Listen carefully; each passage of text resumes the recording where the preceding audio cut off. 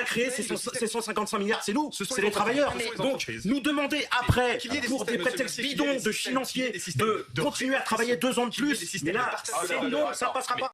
Donc c'est la clé de la réforme, ça vous l'entendez, Jean-Pierre Mercier, pas. des 64 ans, Emmanuel Macron ne cédera pas. C'est son jeu de dire ça aujourd'hui, bien sûr, mais on va le faire céder. Bien sûr qu'on va le faire céder. Pourquoi? Parce que Comment par la grève, par les manifestations, par le pouvoir de la rue. Oui, il va falloir aller... Il y a eu ça en 2010 face à Sarkozy, ça n'a rien changé. Il y a quelque chose que vous ne voyez pas, ou peut-être que vous n'avez pas vu au 19 janvier dernier, c'est le privé qui a commencé à s'y mettre. Et ça, c'est la clé. Ça, c'est la clé pour faire reculer Macron. C'est que les faiblesses des dernières mobilisations, des dernières années, c'est que le privé s'y mettait pas. Là, Emmanuel Macron a réussi. Merci.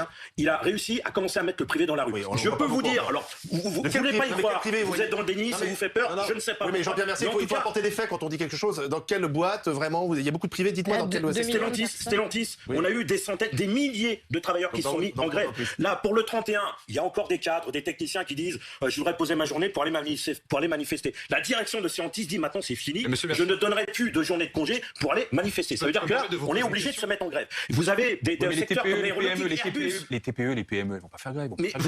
Mais bien sûr que si. Ils ont tout intérêt à faire grève. Les salariés, parce que là, ils sont en train de nous mettre les 64 ans, alors que les 62 ans, on les a toujours pas avalés. Nous, ce qu'on voudrait même, c'est revenir à 60 ans, avec 37 ans et demi d'annuité. Pourquoi? Parce qu'on fabrique toutes les richesses dans cette société.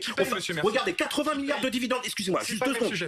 Si, on est en plein dedans. 80 milliards de dividendes pour les actionnaires. Là, le journal Les Échos ce matin, vous avez dû le lire.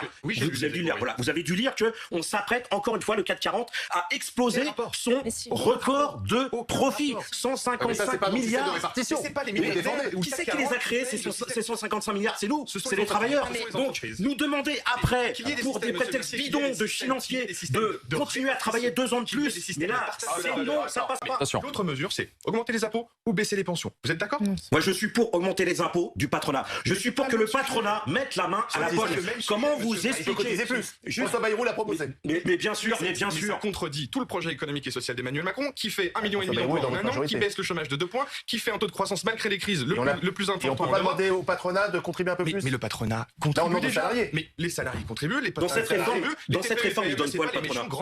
Monsieur, dans cette réforme, il donne quoi le patronat? Où est-ce qu'il met la main à la poche? Des emplois, monsieur Mercier. Comment? Il donne des emplois. Et donc des cotisations. Et des cotisations. Vous êtes sérieux là? Vous êtes sérieux quand vous dites ça? Regardez les chiffres. Ils sont en train de licencier à tour de bras. Ils sont en train de précariser les emplois. Il y a plus d'emplois qu'il y en avait.